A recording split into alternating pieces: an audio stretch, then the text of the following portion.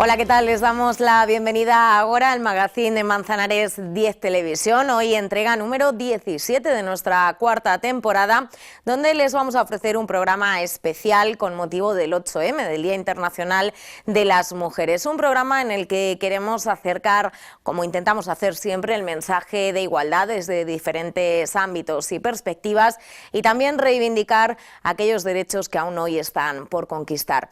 Y lo haremos con estos contenidos que les contamos en nuestro sumario. Leticia Moya, bibliotecaria de Pueblo, nos trae varias lecturas recomendadas desde la Biblioteca Pública Municipal Lope de Vega y relacionadas con el Día Internacional de las Mujeres.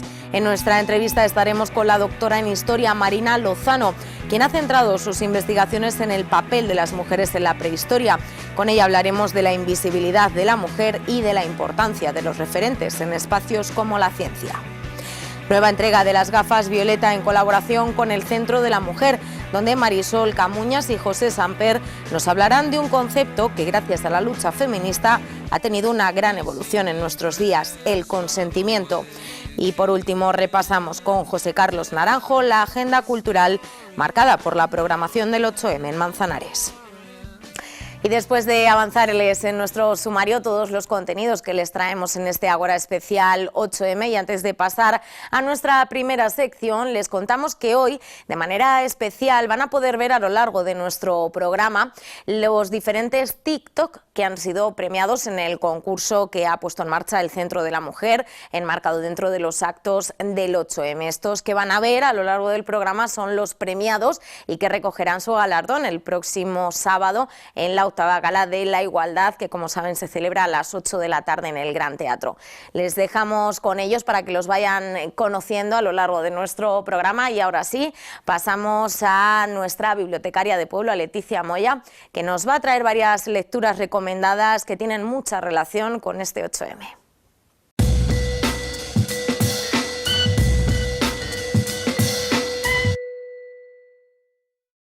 Buenas, soy Leticia de la Biblioteca Municipal Lope de Vega, la bibliotecaria de Pueblo. Y esta semana, en este programa especial dedicado al 8M, al 8 de marzo, desde la biblioteca os vamos a recomendar y os vamos más bien a contar todo lo que estamos programando y las actividades que estamos haciendo casi siempre durante todo el mes de marzo.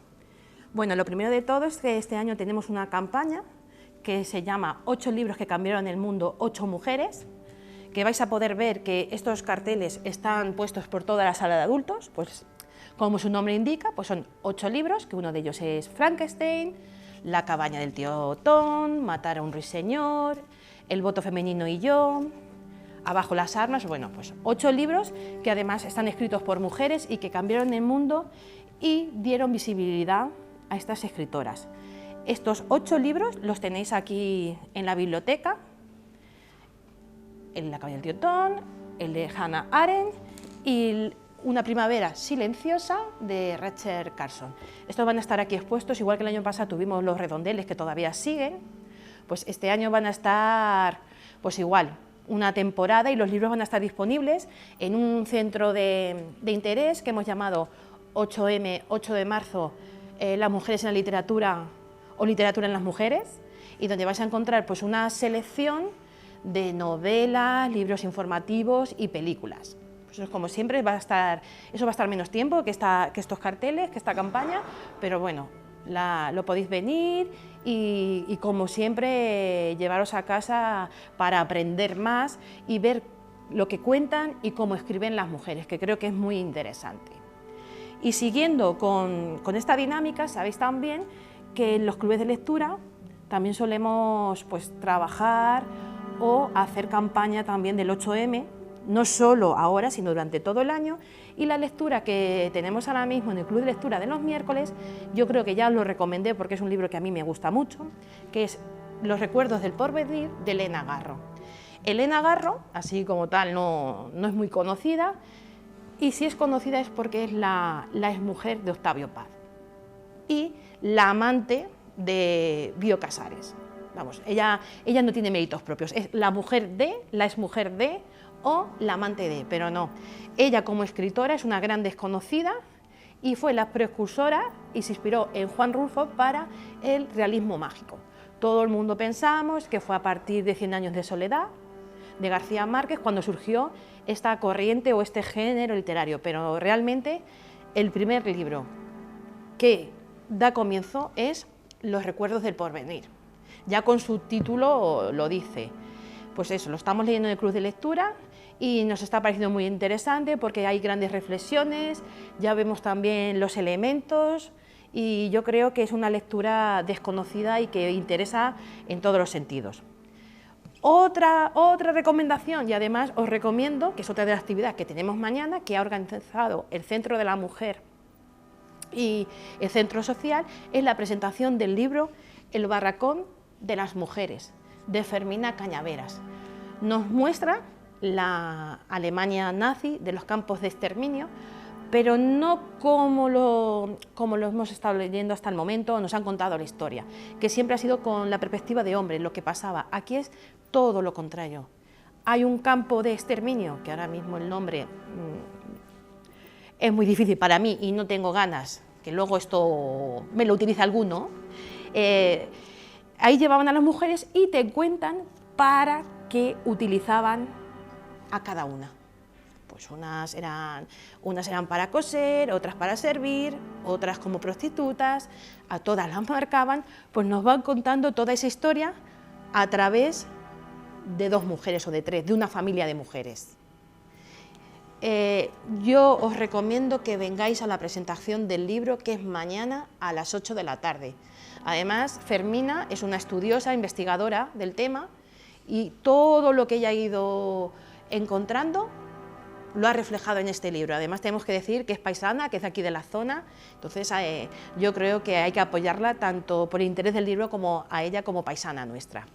Estáis viendo que aquí detrás también tenemos la estantería Violeta, que sabéis que es un centro de interés permanente, que ya lo he explicado otras veces, donde vamos actualizando con documentos de temática de género, temática mujer, y que sabéis que están en todas las bibliotecas de Castilla-La Mancha. Y abajo, la recomendación de esta vez, abajo de la sala infantil, es igual. Tenemos actualizados los centros de interés de la estantería Violeta, tanto la mini como la juvenil, y además en la sala juvenil podéis encontrar una mini exposición de los carteles que se utilizaron en la exposición Mujeres referentes de Castilla-La Mancha. Pues igual, podéis venir, pasear con vuestros niños, con vuestras niñas, los jóvenes, ver toda la selección que hay y también ver esas mujeres que son grandes desconocidas, pero que hicieron grandes cosas por todos. Me gustan los juegos de mesa. Nos representa una figura humana que llamamos Mipel y lo cogemos de cualquier color, el que más nos guste. Competimos con las mismas reglas y objetivos, además podemos decidir nuestra propia estrategia.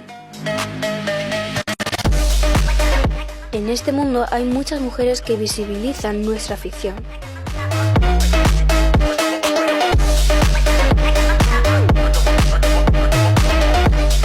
Por la igualdad de oportunidades en todos los ámbitos. Por tener poder sobre nosotras mismas y nuestro futuro. Por una mayor participación en aquello que libremente hayamos escogido.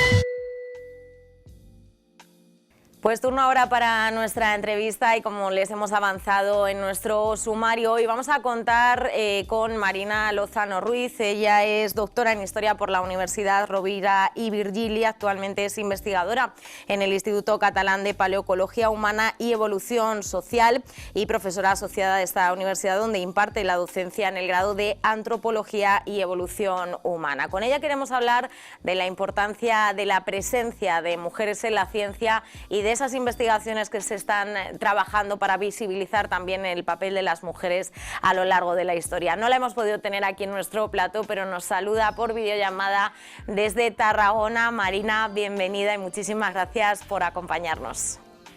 Hola, muchísimas gracias a vosotras por haberos puesto en contacto conmigo.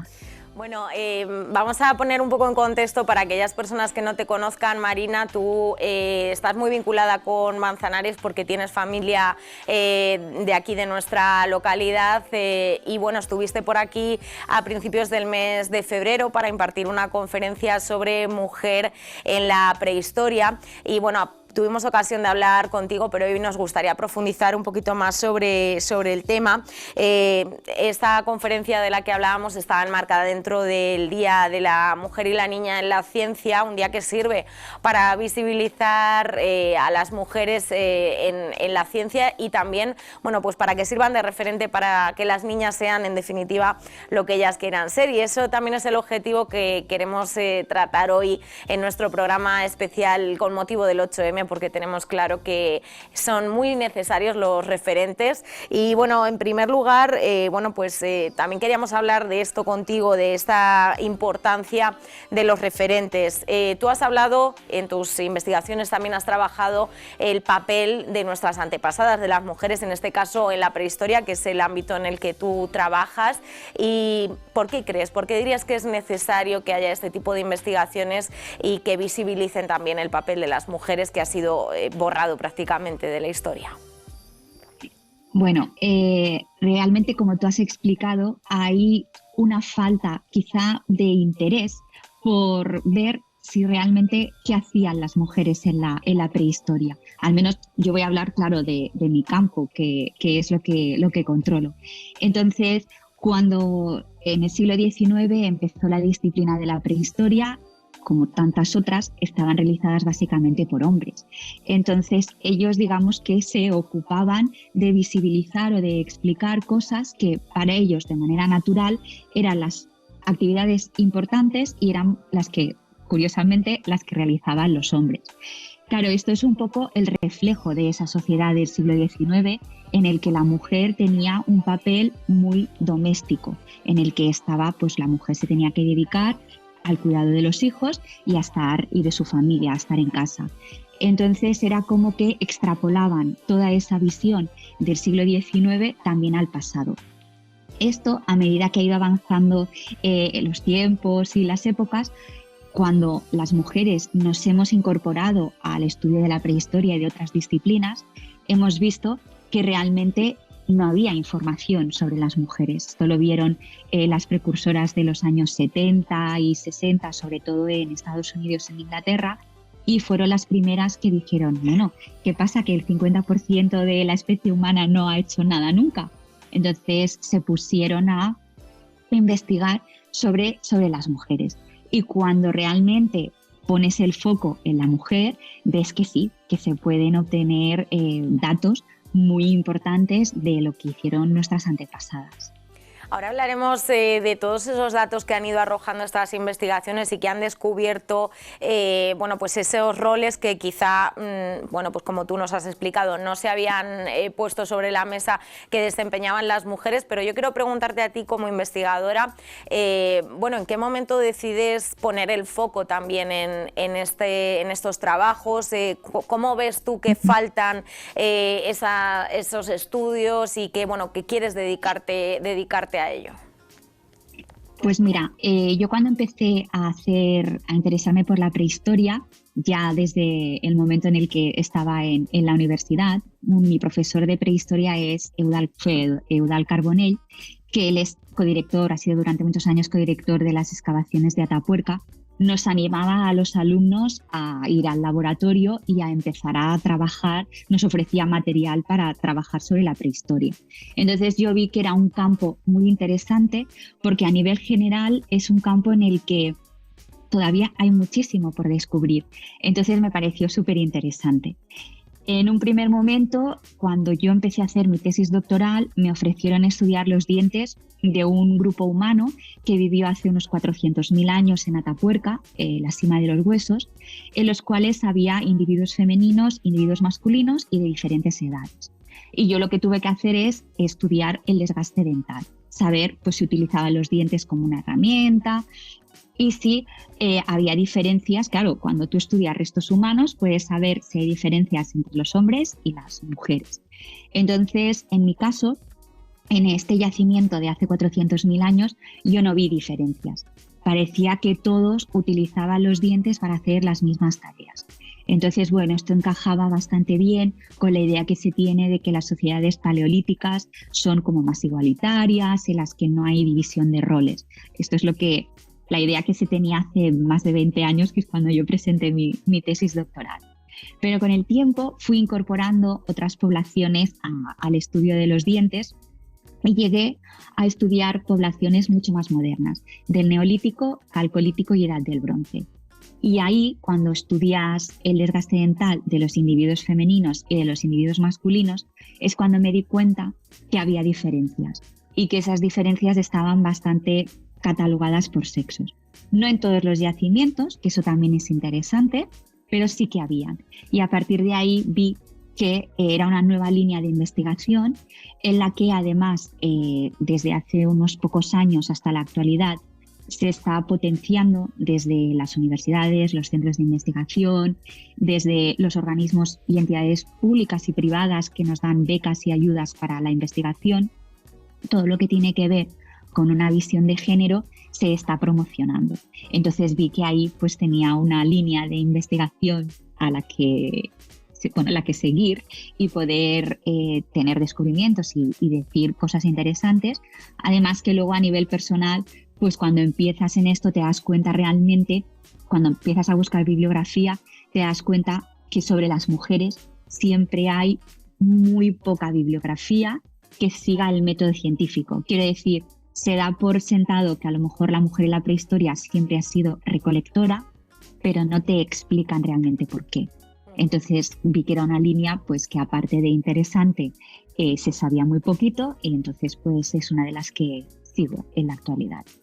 Bueno, pues en todas las investigaciones se han llegado a conclusiones, como tú nos decías, que tienen que ver con esos roles, pero no sé si esos roles se corresponden con los estereotipos, con los roles que imperan en la sociedad actual, si hay diferencias, si tienen que ver con el cuidado en el caso de las mujeres y en la protección y la caza, por ejemplo, en el caso de los hombres, o no son exactamente esos roles tan marcados como podríamos entender o podríamos deducir que existen.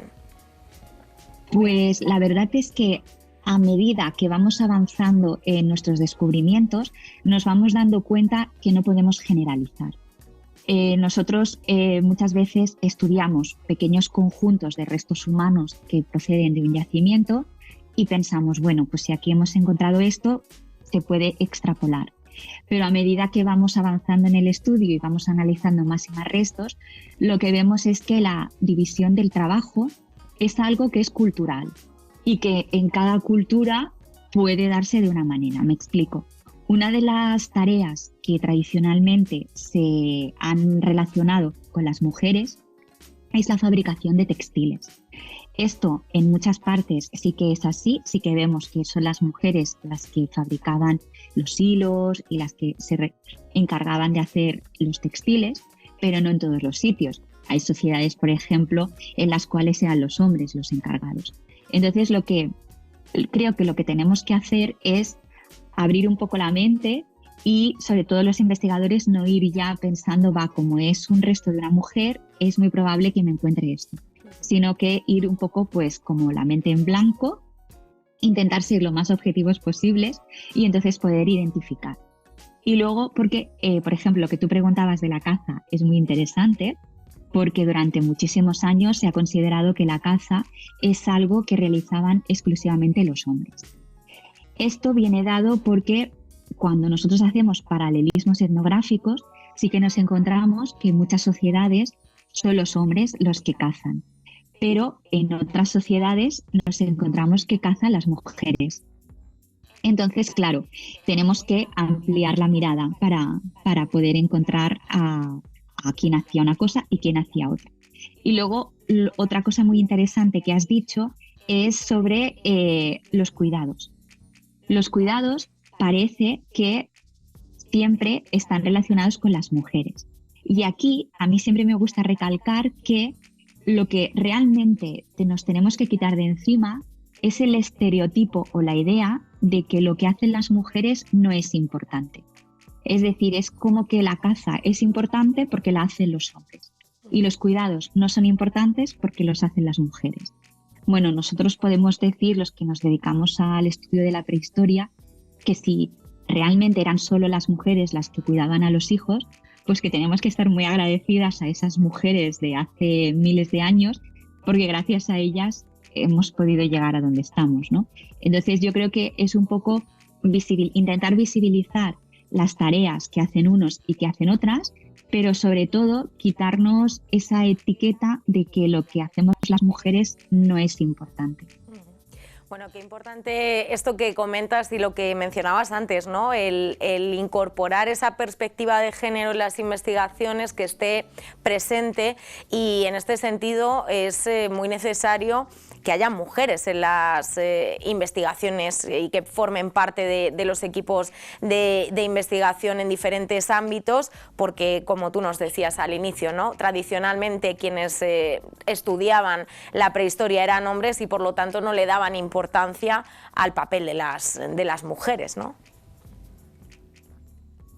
Sí, esto es algo que sucedía en los primeros momentos del estudio de la prehistoria, pero en la actualidad podemos ver que en las universidades hay muchísimas mujeres. No tengo datos, pero hay muchas estudiantes mujeres que están estudiando asignaturas o carreras relacionadas con arqueología y con la prehistoria. De hecho, también hay muchas mujeres que llegan a conseguir el grado de doctora en la investigación. Sin embargo, cuando seguimos avanzando en la escala de investigador o de profesora o profesor de universidad, nos damos cuenta que todavía el número de catedráticas es siempre menor que el número de catedráticos. Entonces, claro, es algo a lo que hay que intentar llegar, ¿no? Y después también otra cosa, que el mundo de la investigación es complejo porque no hay muchas posibilidades de afianzarte en este trabajo, quiero decir, de conseguir algo fijo.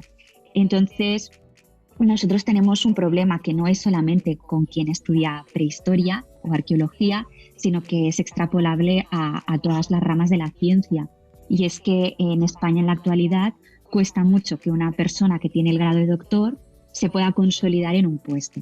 Entonces, ¿qué sucede? Que se tienen que ir al extranjero. Claro, si pensamos que el grado de doctor o doctora se obtiene en torno a los 30 años, es una edad en la que las mujeres muchas veces están pensando tener familia. Y ahí hay un problema. Hay un problema de abandono de la carrera científica por parte de las mujeres, porque es complicado mantener este ritmo que te obliga a irte al extranjero. Claro, a nivel familiar, si tienes cargas familiares, es mucho más complejo organizarte para irte a vivir 3 años al extranjero, por ejemplo. Entonces son cosas que hacen que haya un porcentaje mayor de mujeres que abandonen la carrera científica. Es lo que se conoce como el techo de cristal.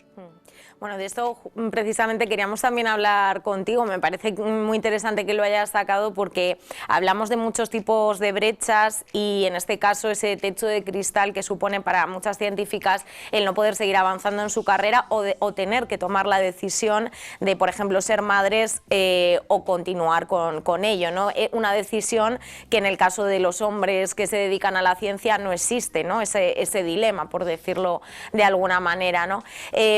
¿Cómo se puede romper ese techo de cristal en un mundo tan complejo como es el de la ciencia, donde es muy necesario poder seguir realizando, pues tanto el hecho de tener que seguir escribiendo, realizando estancias en el extranjero, tener una intensa actividad laboral para poder seguir creciendo como profesional? ¿Cómo se consigue o cómo se puede trabajar desde las instituciones para que este techo de cristal desaparezca?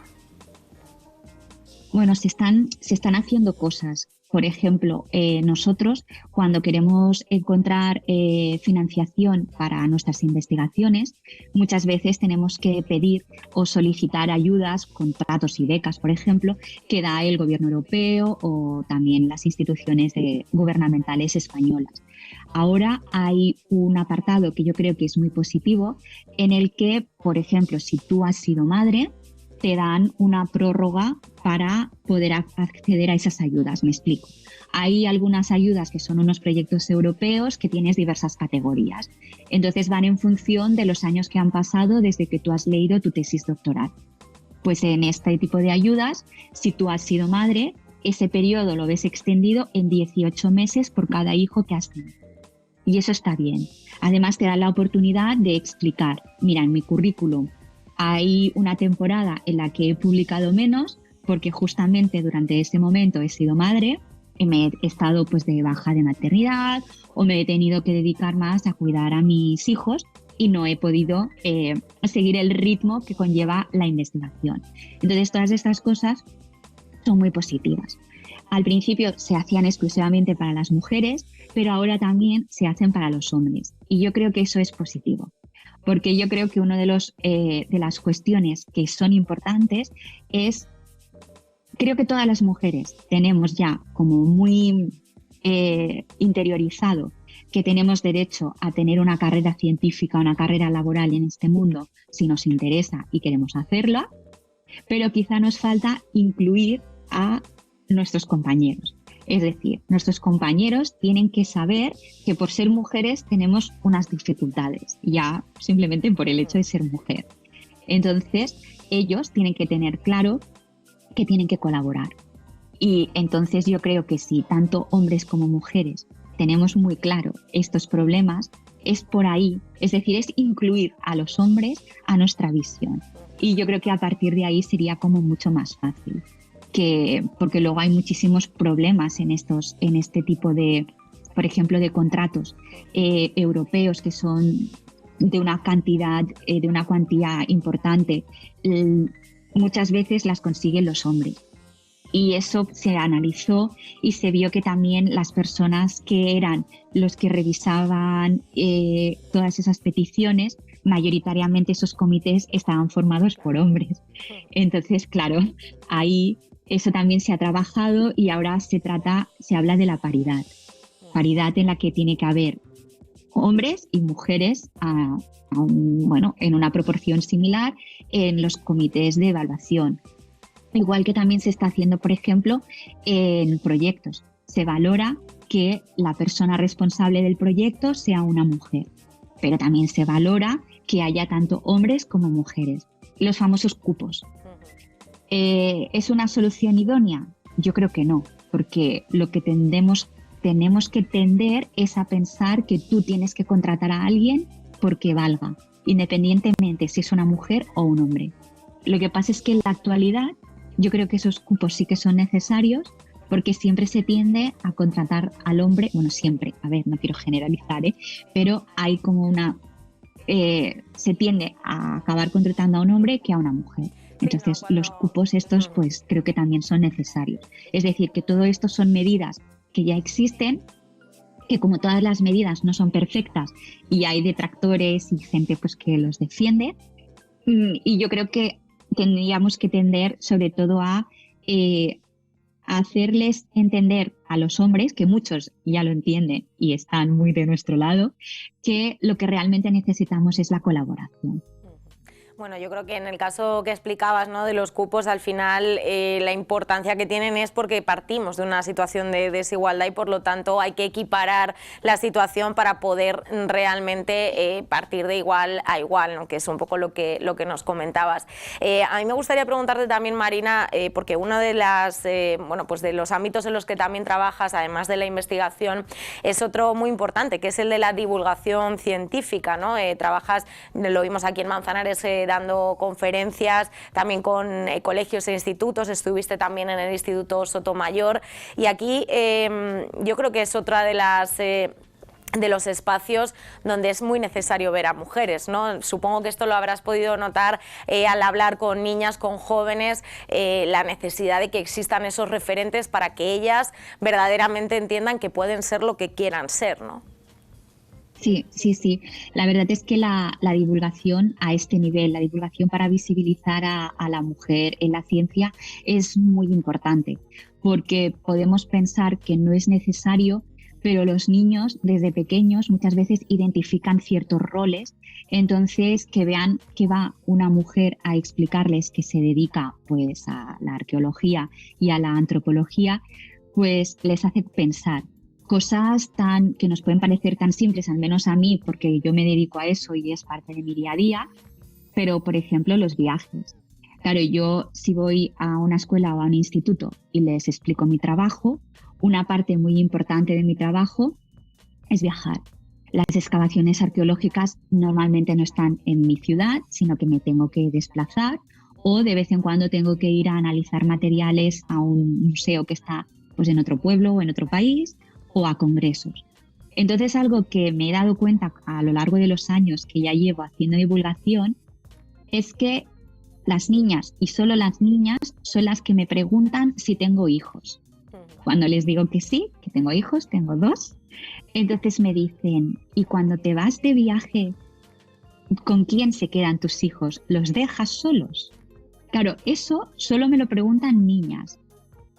Y ahí mi respuesta es, no los dejo solos, obviamente, sino que tienen un padre que también se dedica a la investigación, entonces comprende muy bien en nuestro trabajo, claro, y entonces pues aquí nos turnamos. Si él tiene que ir a un congreso, me quedo yo con los niños, y si tengo que ir yo, se queda él. O, por ejemplo, a veces coincide que nos tenemos que ir los 2 a excavar. Entonces, pues los niños se quedan con su abuela, con mi madre, que es de Manzanares. Entonces, yo les explico esto porque es muy importante que ellos sepan que tú como persona individual puedes tener tu carrera, pero que vivimos en una sociedad, ¿no?, que se basa en nuestros grupos familiares y que es muy importante que tú te rodees o que tengas una pareja que te comprenda y que te apoye, ¿no?, y que te ayude. Entonces, yo creo que eso es importante. Y a nivel personal, a mí me lo han preguntado estas cosas, a mí me dicen, ¿y cuando te vas de excavación, qué haces con tus hijos? A mi marido no se lo han preguntado nunca. Es decir, que ahí todavía tenemos cosas con las que trabajar. Bueno, yo creo que esto es muy significativo, ¿no?, lo que nos has explicado y lo que has podido comprobar en esas charlas con los niños y las niñas, y esas preguntas que además las hacen, como tú nos decías, solo las niñas, ¿no?, y que ya tienen interiorizados esos roles que, aunque se trabaja muchísimo para desmontarlos, pues todavía aún hoy están ahí presentes, y yo creo que figuras como la tuya y la labor que tú realizas pues puede ayudar mucho a romper con todo ello, ¿no? A mí me gustaría, porque bueno, como te decía al inicio, Marina, el objetivo también de esta entrevista, además de dar a conocer tu trabajo y las investigaciones y las conclusiones a las que has llegado con él, es pues poner en valor la importancia de los referentes, de la visibilidad, no solo de las mujeres a lo largo de la historia, sino también de las mujeres en la ciencia. ¿Qué mensaje les darías a aquellas jóvenes niñas que nos puedan estar viendo en este momento y que se planteen todas esas dudas que existen por esa desigualdad que aún hay hoy en día, para que puedan dedicarse a ello con libertad y con seguridad?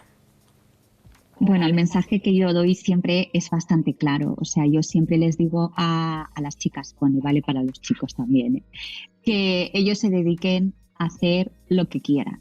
O sea, que estudien algo que les guste. Ya está. O sea, esa es la cosa principal. Que estudiar una carrera es complicada como para estudiar algo que no te gusta.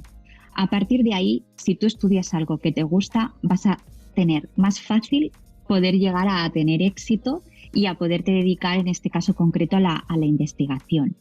Entonces, y a partir de ahí que tengan muy claro que si ellas quieren ser investigadoras, se puede conseguir con su esfuerzo, y que claro, que es un trabajo pues, que tiene sus cosas muy, muy positivas y muy buenas y sus cositas negativas, claro, como todos los trabajos, ¿no?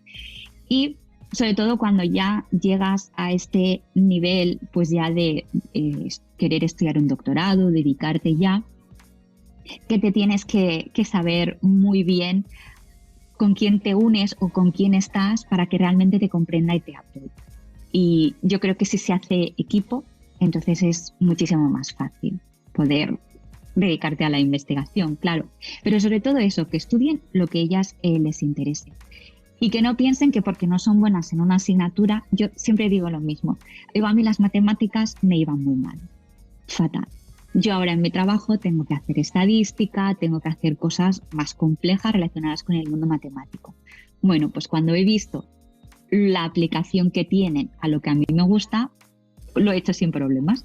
Entonces, pues ya está, que no piensen que porque no se les dé bien pues las ciencias o no se le dé bien los idiomas, ya no se van a poder dedicar a la investigación, porque esto es algo que suele pasar mucho a las chicas. Las chicas creen que porque no se te dé bien alguna de esas categorías, ya no te vas a poder dedicar a la ciencia. Y entonces a lo mejor deciden estudiar otro tipo de carreras. Yo creo que no, que si realmente a ti te interesa algo, cuando te interesa encuentras la manera de superarlo y de hacerlo. O sea que para adelante. Pues ese nivel también de autoexigencia, ¿no?, que llevamos intrínseco muchas veces las mujeres, que se nos pide siempre un nivel de excelencia óptimo y no se nos permite prácticamente la mediocridad, ¿no?, que yo creo que eso es también otra reivindicación importante en este caso.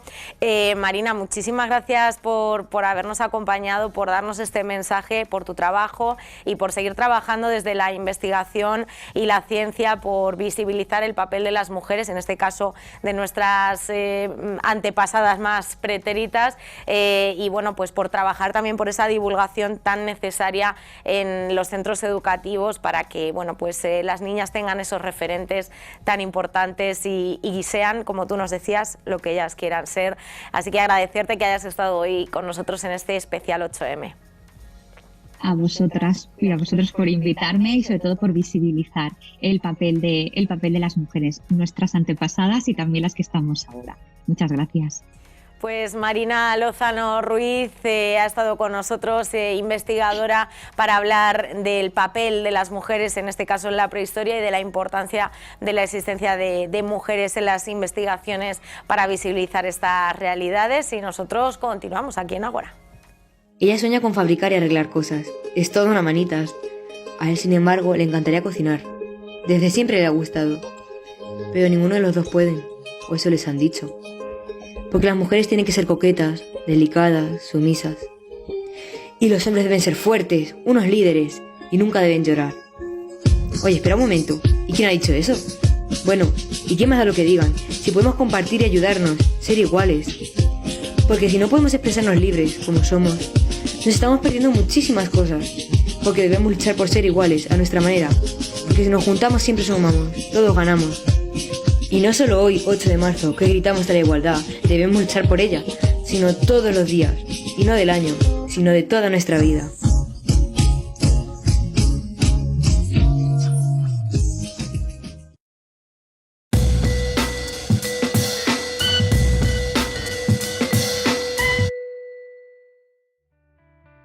Pues en este programa especial con motivo del 8M volvemos a ponernos las gafas violeta con el centro de la mujer, y lo hacemos para hablar de un concepto que en las últimas fechas, gracias también a la lucha del movimiento feminista, ha tenido una evolución muy importante, y lo vamos a analizar de la mano de dos de los profesionales del centro: José Samper, responsable del área jurídica, y Marisol Camuñas, responsable del área social. Bienvenidos y muchísimas gracias por acompañarnos. Gracias a vosotros. Muchas gracias a vosotros. Bueno, vamos a hablar, como decimos, en este Ágora especial 8M del consentimiento, por poner un poco un punto de partida. La Ley de Garantía Integral de la Libertad Sexual, o Ley del Solo Sí es Sí, como se conoce popularmente, define el consentimiento sexual en el Código Penal, y lo hace en el artículo 178 de la siguiente manera: solo se entenderá que hay consentimiento cuando se haya manifestado libremente mediante actos que, en atención a las circunstancias del caso, expresen de manera clara la voluntad de la persona. Esto ya, como decimos, esta evolución que se ha producido en torno al consentimiento y a la libertad sexual en la Ley del Solo Sí es Sí se ha dado un importante salto. Pero antes de hablar de esa actual ley, este marco que tenemos en este momento, vamos a hablar de cuáles son esos antecedentes, de dónde venimos, cuál es ese marco jurídico previo a la Ley Orgánica 10/2022 de 6 de septiembre de Garantía Integral de la Libertad Sexual. ¿Cuál es ese marco previo? Bueno, pues vamos retrotrayéndonos al Código Penal, a la versión del Código Penal de 1973. Ahí el delito de deshonestidad y de abusos sexuales, de violación, el valor jurídico a proteger, el bien jurídico a proteger era la honestidad, el honor. Y además casi se mantiene en una disputa de hombres entre hombres, ¿vale? Incluso hasta el perdón se interpretaba que solo podía, el perdón que le eximía de responsabilidad penal se entendía con el matrimonio de la agraviada. Entonces entendemos que desde luego no quedaba satisfecho de ninguna manera lo que es la libertad sexual. Es ya en la versión del Código Penal del 89, de 1989, donde ya se establece que el bien jurídico a proteger es la libertad sexual. Pero tampoco llega a tener una mayor importancia hasta que no llega la reforma del Código de 1995, donde ya se empiezan a extinguir y a perfilar el delito de abuso y el de agresiones sexuales, ¿vale?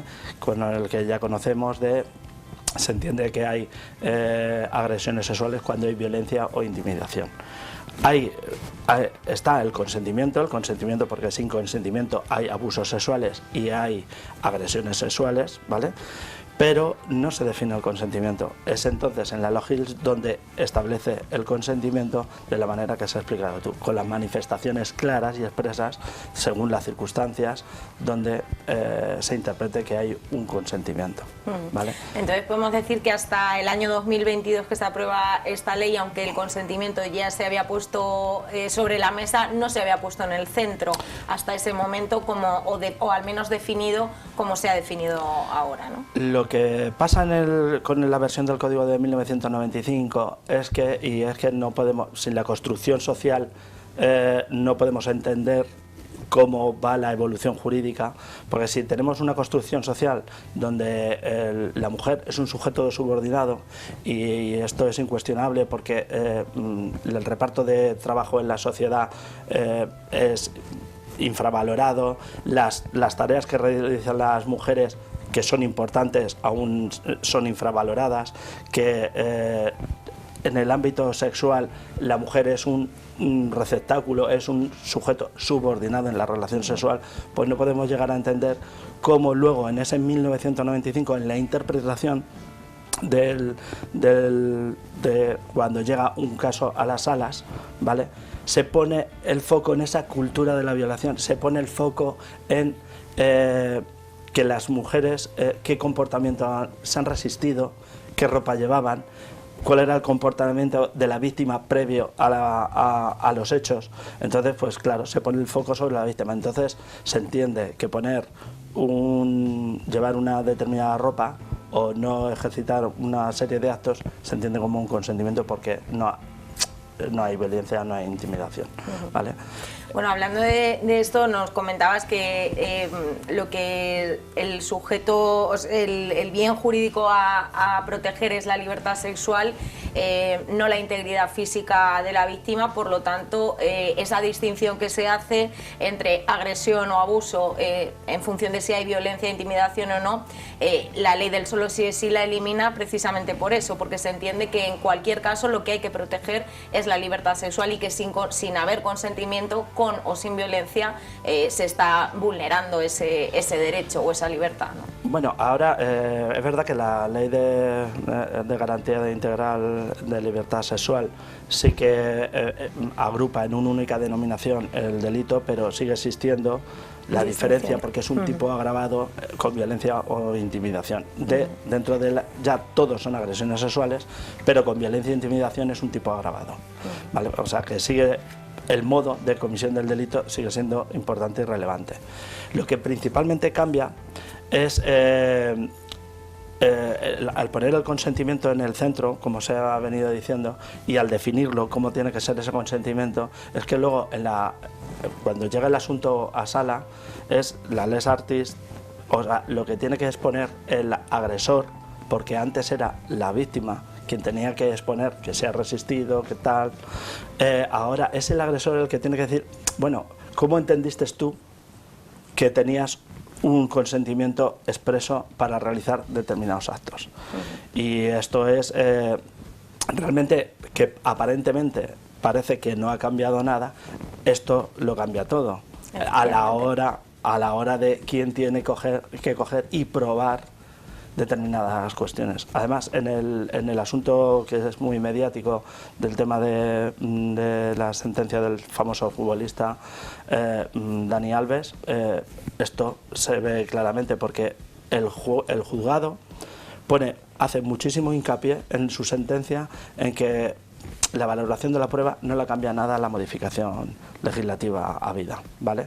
Intenta hacer un esfuerzo pero, sin embargo, la conducta desplegada por la víctima antes de que realmente es una invitación a una especie de consentimientos limitados, que cuando el futbolista, a mi juicio, y por lo que he leído en la sentencia, cuando el futbolista lo supera, esos consentimientos, entonces hay una agresión sexual.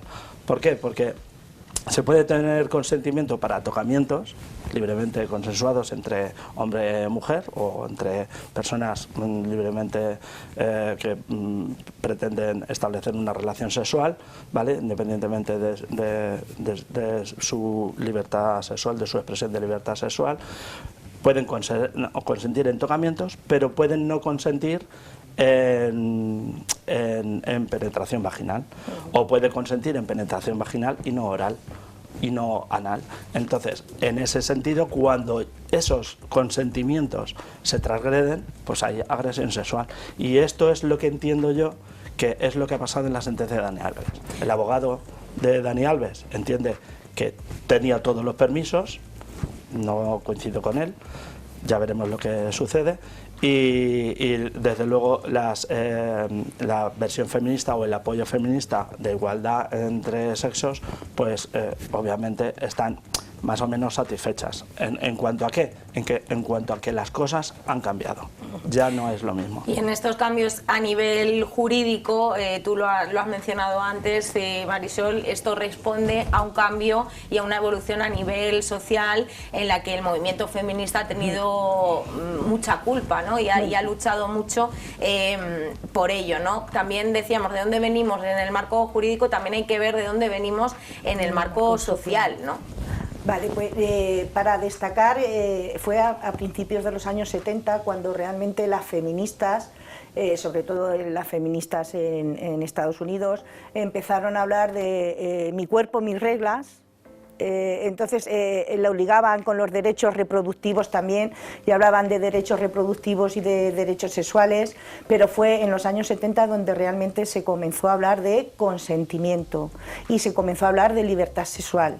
Y han pasado 60 años, que estaba echando la cuenta, desde los años 70 hasta el año 2024, son unos 60 años, 30 y 30, no llegamos a los 60 años, y hemos recorrido un camino muy grande, de no ser dueñas de nuestros cuerpos a tener ahora una ley que ampara un simple tocamiento, y que podamos ir a denunciar ese simple tocamiento como una agresión sexual, porque han invadido nuestro espacio y no lo hemos consentido. Entonces, en todo ese recorrido ha habido diferentes hitos que han marcado como puntos de inflexión. El primero que quiero destacar es el Me Too. El Me Too hizo que las mujeres expresaran cuando se habían sentido agredidas sexualmente. No estamos hablando solo de violaciones, sino de espacios en los que las mujeres no podían contestar o no podían responder. Sobre todo también estamos hablando mucho de los espacios laborales, que también hay abusos de poder.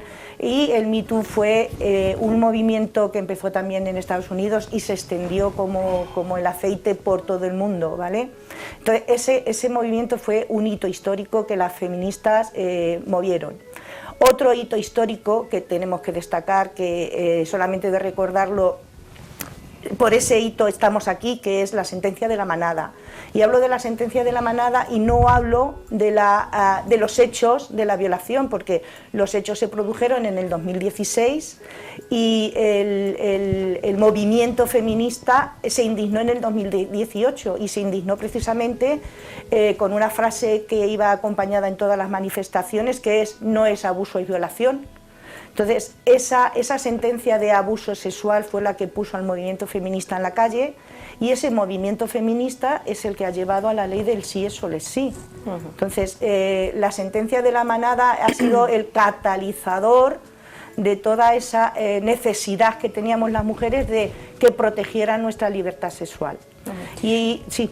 Sí, hablando del caso de la manada, los diferentes recursos que se llevaron a cabo hasta que finalmente el Tribunal Supremo fue el que efectivamente determinó que sí que era una agresión sexual, que no había sido abuso, y en ese caso el yo sí te creo también, ¿no? Porque hermana, otra de las cosas, y que también contaba José, es que en estos juicios tuvimos que escuchar al abogado defensor prácticamente juzgar a la víctima, ¿no?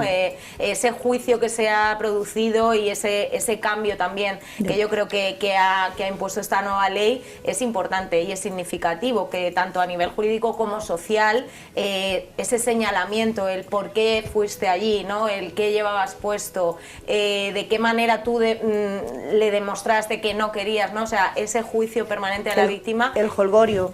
El holgorio, ¿no? Que eso lo dijo un juez. Un juez, sí. Todo esto sí. También es muy importante destacarlo, cómo ha ido cambiando, y esto tiene que ver, como decía antes, ¿no? La cultura de la violación, el que la víctima esté señalada constantemente, ¿no? La cultura de la violación implica que se minimizan todos estos hechos, se normalizan como algo propio que se establece entre las relaciones entre hombres y mujeres, y se culpabiliza a la víctima. Entonces, el tema es ¿cómo superamos la cultura de la violación? Pues con la cultura del consentimiento. Es decir, si nos educamos primero a las mujeres en poner por encima del placer del varón también nuestro propio placer, y a los varones a poner por encima de su propio placer el placer mutuo, y eso es consensuar relaciones entre iguales.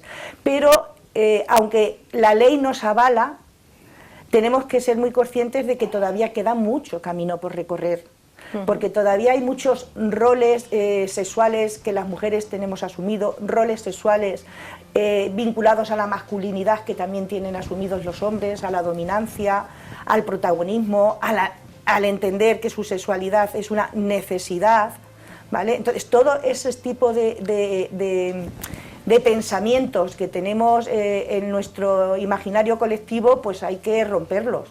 Y eso no se rompe en 60 años, que es lo que hacía referencia. Es decir, en 60 años hemos avanzado mucho, pero todavía queda mucho recorrido en el tema de la libertad sexual de las mujeres.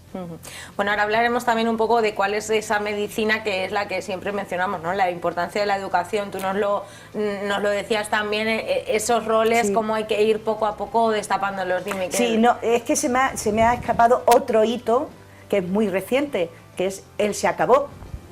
El se acabó de nuestra selección española de fútbol también es un hito muy importante. Es decir, ahora mismo hay una causa penal abierta en la Audiencia Nacional contra Rubiales, que eso, bueno, se dirimirá o seguirá el procedimiento que tenga que seguir, pero el que España, porque ha sido España, haya sido un clamor también el de las mujeres, el decir, sí, un piquito, pero un piquito no deseado. Entonces, eso también es muy importante visibilizarlo, sobre todo de cara a las generaciones que vienen. Bueno, pues ahí están esos hitos importantísimos. El se acabó también era otro de los que quería comentaros, porque bueno, yo creo que ha sido muy relevante a nivel social y ha puesto sobre la mesa también ese tema que ya en su día puso el Me Too, que era de esos abusos de poder. Hemos visto también recientemente el trabajo de investigación que ha realizado algunos periodistas del país con el caso de Carlos Bermúdez, Malamud, donde ha habido muchas mujeres bueno, pues que han denunciado esos abusos de poder en una industria donde pues también se ha ocultado tradicionalmente este tipo de casos. Volviendo, José, a hablar de la ley del solo sí es sí y del marco jurídico actual, tú ya nos has mencionado algunos de los puntos más significativos y ese cambio que se produce en la actualidad gracias a la ley. Yo también quería preguntarte un poco, bueno, pues cómo... ¿Qué papel tiene también en cuanto a la pedagogía social esta ley? Porque no solo es el marcarla dentro del Código Penal, como tú nos decías, sino también de sensibilizar a la población. La sentencia de Dani Alves ya realiza un poco, ¿no?, esa función de alguna manera. Pues bueno, ahora los hombres tenemos que deconstruirnos, es una premisa que ya tenemos que adoptar. Tenemos que cambiar la manera. Esta construcción social que hemos comentado también nos hacen mandatos hacia los hombres. Nuestros iguales nos dicen cómo es el concepto de hombría. Además, hay unos comportamientos que si no estás muy bien formado, te invitan a la homofobia y a la misoginia. Entonces, todo hay que intentar ser fuertes, tener una buena educación y unos buenos principios y unos buenos valores para no caer en ellos. Pero lo principalmente, y hablando de las agresiones sexuales, es cómo nos introducimos, cómo tenemos el primer contacto con el sexo, ¿no? o el aprendizaje del sexo. ¿Cuáles son esos primeros contenidos? ¿Cómo los vivimos? ¿Cómo, como decía mi compañera, como dominancia, como satisfacción personal, estamos equivocados? En el acto sexual es para el disfrute de dos personas. Y me sorprende porque he visto documentales y he visto testimonios de mujeres que se inician en la vida sexual, que empiezan conociendo las relaciones sexuales y son de asfixias, todas ellas con dominación, violencia, que la exhiben a través del sexo. Pues bueno, ahora con la reforma, la reforma nos viene a decir algo que debería ser, es que el consentimiento de cada acto tiene que ser expresamente demostrado por los dos y no el forzamiento en alguna práctica. Pues eso es lo que vamos a tener que deconstruirnos, es a la hora de enfrentarnos a esta situación de acomodo sexual, ¿vale?, para que ambas partes disfruten desde un punto de vista de igualdad en el sentimiento y afección del sexo. Bueno, yo creo que aquí, en esta sección lo hemos mencionado alguna vez, es la importancia de que haya referentes en cuanto a la educación sexual que sean válidos y no, por ejemplo, el porno, que ha sido tradicionalmente la escuela donde la mayoría de las personas se han educado, poniendo muchísimas comillas, por supuesto, en el sexo, ¿no? Interpretando como normal algunos comportamientos y actos dentro del sexo que no lo son, ¿no? Y aquí pues se podía ver, ¿no? Yo les recomiendo que vean el documental que ha salido recientemente del caso de La Manada, porque hay una periodista que dice, es que yo creo que ellos realmente no eran conscientes de que lo que estaban haciendo era tan malo como lo era, porque habían asumido como normal un papel de dominancia sobre la víctima, no disculpándoles, pero enmarcándonos dentro de esa cultura de la violación, de lo que se entiende como normal muchas veces, ¿no? Y bueno, yo creo que aquí la medicina, Marisol, y siempre lo decimos, es la educación. ¿Qué importancia tiene la educación sexual que se lleve a las aulas, que se lleve desde pequeños, para que, bueno, pues también esos niños entiendan cuáles son las relaciones sexuales verdaderamente consentidas y donde también se ponga en el centro el deseo de ambas partes, ¿no? Bueno, la educación sexual, aprovecho para decir que lleva mucha razón en que nuestros jóvenes y nuestras adolescentes tienen sus primeros contactos de conocimiento de la sexualidad con el porno, y quizás deberíamos reflexionar sobre cómo en las familias y en el sistema educativo estamos desamparando a estos menores respecto de esa educación. La educación sexual y la educación afectivo-sexual es imprescindible desde las primeras etapas de vida. La LOGIL, la ley integral de la que estamos hablando, hace mucho hincapié en el tema de la prevención, y la única forma de prevenir los abusos y las agresiones sexuales es educar a gente, a personas, hombres y mujeres, que se respeten mutuamente y que lleguen a acuerdos para mantener las relaciones. Es la única forma de prevenirlo, y eso implica que hay que hacer un esfuerzo en las escuelas, eso implica que hay que hacer un esfuerzo en las familias, y además los y las profesionales, también lo recoge en la ley, tienen que estar formados y formadas todos los profesionales y las profesionales que trabajen en el ámbito de la salud, de la educación, y me queda otro ámbito social, en el ámbito social, ¿será? Sí, son 3 ámbitos y tienen que estar formados y formadas en este aspecto. Y las fuerzas y cuerpos de seguridad del y Estado, las fuerzas y cuerpos, también, sí, ¿no? pero a nivel educativo es imprescindible. ¿Por qué? Pero la educación tiene que ser en una determinada sentido, y es, incluso la ley habla de pedagogía feminista. Es decir, la educación no puede ser sin perspectiva de género. La educación tiene que ser consciente de dónde partimos, que partimos de unos roles sexuales y afectivos muy estereotipados, muy tradicionales y patriarcales. Entonces la educación tiene que romper con esos estereotipos. Educar es sacar de cada una de las personas lo mejor que llevamos dentro, y lo mejor que llevamos dentro es, pues eso, la capacidad de tener unos principios y unos valores compartidos.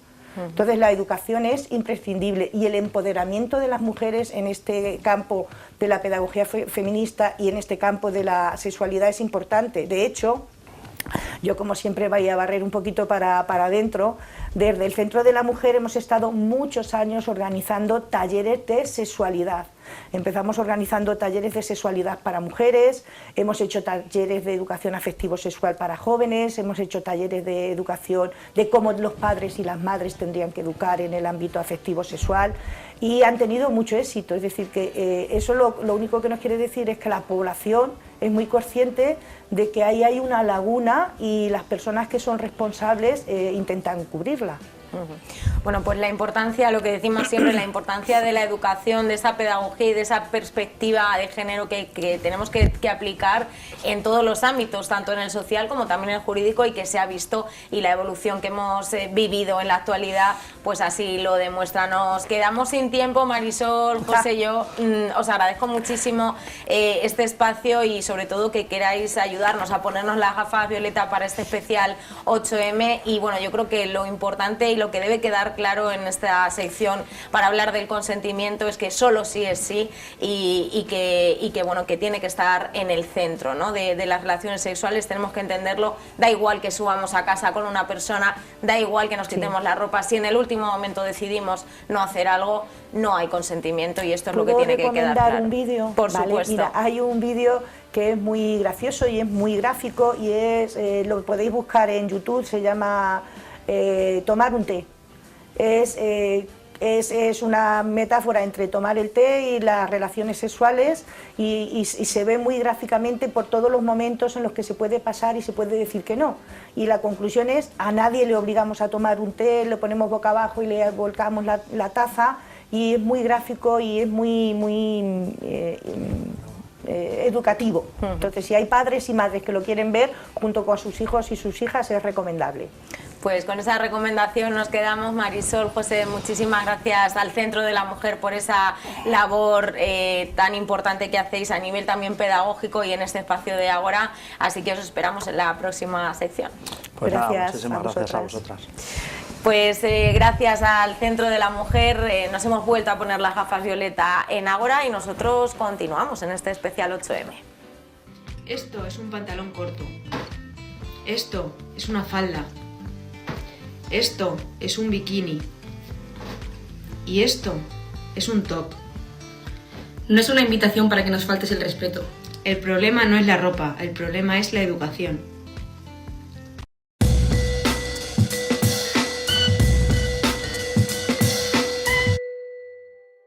Pues continuamos en Agora y es el turno ahora de repasar la agenda cultural que, como saben, pues está marcada por los actos conmemorativos del Día Internacional de las Mujeres en Manzanares. Una intensa semana la que llevamos y todavía nos quedan por delante varios actos que nos va a contar José Carlos Naranjo. Jocam, bienvenido. Muy buenas, Irene, ¿cómo estás? Pues muy bien, muy contenta de tenerte por aquí una semana más y que me cuentes, porque todavía tenemos cositas para seguir conmemorando este 8M en Manzanares. ¿No? Claro, aparte de este Ágora especial y de todos los actos que se han celebrado, todavía quedan unos cuantos en la agenda que vamos a poder disfrutar en los próximos días y que vamos a relatar así sin más. Y la primera cita que tenemos, aparte de hoy, es mañana, lo estáis viendo en pantalla, el cartel del 8M, pues mañana tenemos doble cita, a las 4 menos cuarto, para la hora del café, en el pub La Bota de Oro tenemos un café tertulia, que se ha titulado Mujeres Empresarias de Manzanares. En esta tertulia van a intervenir empresarias pertenecientes a la Asociación Empresarial de Manzanares, a Empoman, a ACC y a la Asociación de Hostelería de Manzanares. Si quieres asistir, corre ya al Centro de la Mujer y a la Oficina de Turismo para recoger las invitaciones, que eso sí, son gratuitas. Y eso será a la hora del café. A la hora de las cañas, ya casi a la hora de la cena, a las 8 de la tarde, tenemos la presentación de un libro en la Biblioteca Lope de Vega. El libro es El Barracón de las Mujeres, de Fermina Cañaveras, y te sonará porque es el libro en el que nos ha hablado Leticia Moya en su sección. Así que esas dos citas las tenemos ya para mañana viernes.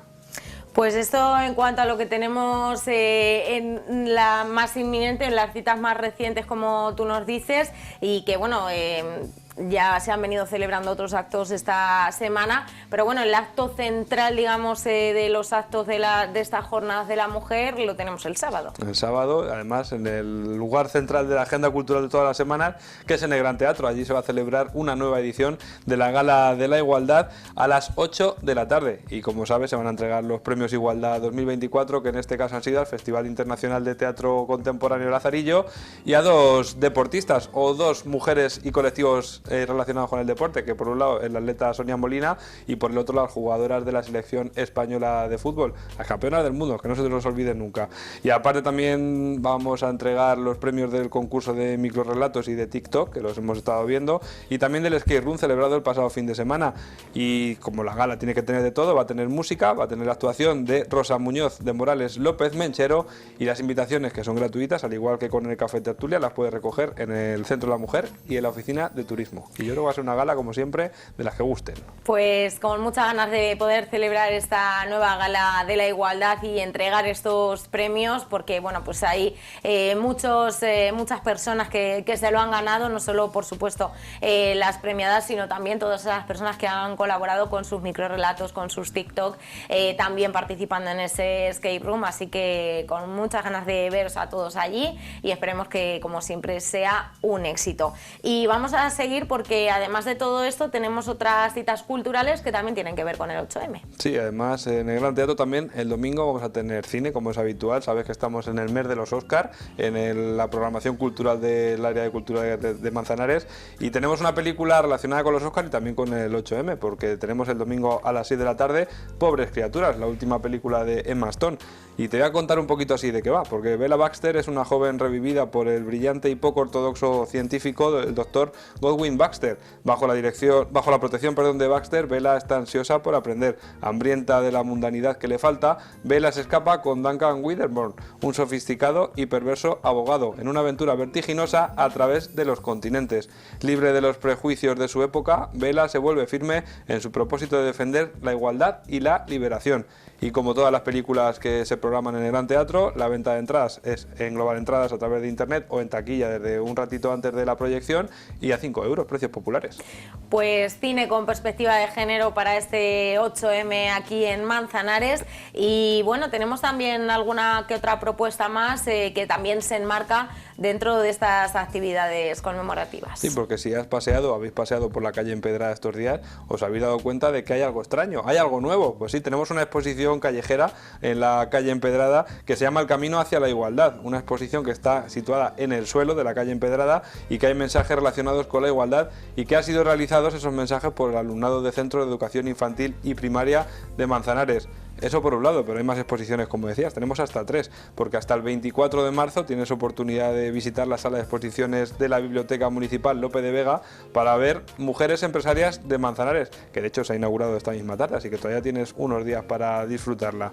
Y durante todo el mes, en la sala de adultos de la Biblioteca Lope de Vega también, tenemos 8 libros que cambiaron el mundo, 8 mujeres, que además de esta mini exposición también tenemos un centro de interés con motivo del 8M que se llama Mujeres en la Literatura, así que si necesitas otra excusa más para visitar la biblioteca, pues aquí la tienes.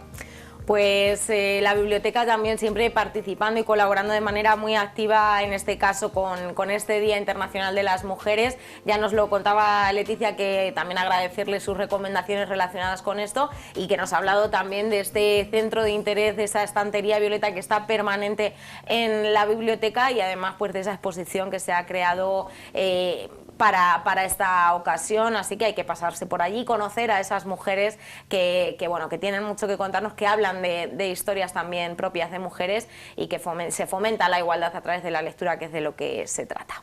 Y más actos, porque no están dentro del 8M, pero también van a suceder este fin de semana. De hecho, mañana, sin ir más lejos, tenemos cine en el Gran Teatro, tenemos la cita de las 8 de la tarde y en este caso con la película Yo Capitán. Seydou y Moussa son 2 jóvenes que abandonan Dakar para emprender camino a Europa. Ahí estamos viendo el tráiler. Una odisea contemporánea a través de los peligros del desierto, los horrores de los centros de detención en Libia y de los peligros del mar. Además, esta película es solidaria porque la venta de entradas y la organización de la película es por parte de Cruz Roja Manzanares y como te contaba con la otra película y como todas las que se proyectan en el Gran Teatro, las entradas cuestan 5 euritos. Pues cine solidario, efectivamente, ya estuvieron por aquí también, estuvo la presidenta de Cruz Roja Manzanares para hablarnos de esta actividad, que es muy necesario también colaborar con ello para pues recaudar fondos para los diferentes proyectos que lleva a cabo Cruz Roja, no solo aquí en nuestra localidad, sino también de cooperación al desarrollo en todo el mundo, como bien sabemos. Y tenemos más cositas en la agenda, Jocan, porque tenemos varias cosas que recordar, ¿no? Sí, te he hablado de 3 exposiciones, pero es que hay más todavía. Y hasta el 15 de marzo, hasta dentro de unos días, si pasas por el patio de columnas de la Casa de Cultura, puedes ver una exposición fotográfica muy de nuestra provincia, porque de hecho se titula Patrimonio Histórico, Cultural y Natural de Ciudad Real. Unas imágenes muy bonitas para darnos cuenta de las cosas que tenemos por aquí cerquita, que a veces no lo sabemos. Bueno, esta exposición que todavía tenemos tiempo para poder disfrutarla y la que también vamos a tener unos días por delante todo el mes de marzo es otra que en este caso está ubicada en un museo, ¿no? Sí, en el Museo Plomist y está relacionada con la próxima gran fiesta que tenemos en el calendario, que es la Semana Santa. Hasta el día 31 tienes de margen para visitar el museo, para ver esta exposición de maquetas y pasos de Semana Santa, que es la segunda edición de la exposición a cargo de Rafael Fanegas. Ahí estáis viendo el cartel, así que desde el museo nos invitan a visitarla. Si tienes tiempo y te interesa este mundo de las maquetas, pues allí la tienes expuesta. Bueno, y vamos a cerrar esta sección, Jocan, con lo que nos espera para la próxima semana, porque ya sabemos que esta sección siempre vamos hasta el próximo jueves y también empieza otra cita importantísima de la cultura de Manzanares. Sí, porque si esta semana y este fin de semana está marcado por el 8M, la próxima semana, más bien el fin de semana, va a estar marcado por el Festival de Cine Manzanarrec, que vuelve con su 11ª edición, con un formato renovado y con 3 citas. La primera, de la que te vamos a hablar hoy, es el jueves, que va a ser la inauguración a las 8:15 de la tarde en la Casa de Cultura. Una primera sesión de cortos, ahí estáis viendo el programa completo. Tenemos 3 citas, tanto el jueves como el viernes y el domingo, de esta 11ª edición del festival. Como decimos, se ha transformado en Festival de Cine Social y va a ser en la Casa de la Cultura. Eso sí, los pases, lo estáis viendo todas las obras, no están recomendados para menores de 16 años. Y la venta de entradas para asistir a ellos, una hora antes en taquilla, al precio de 3 euros.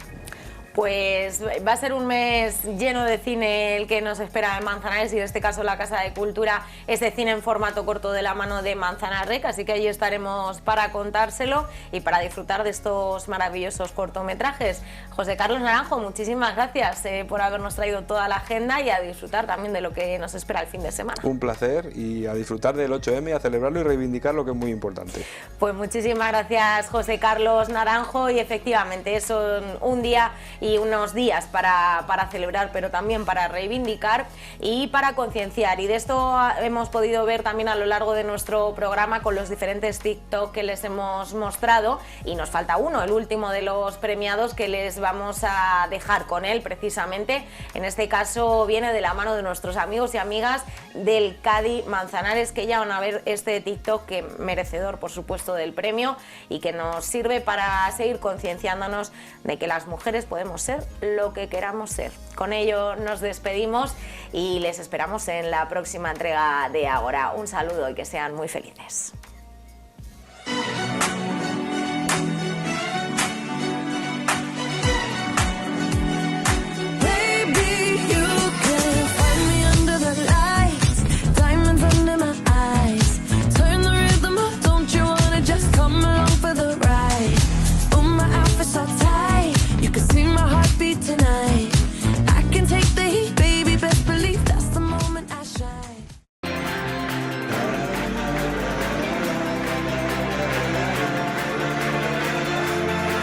So light underneath the stormy sky.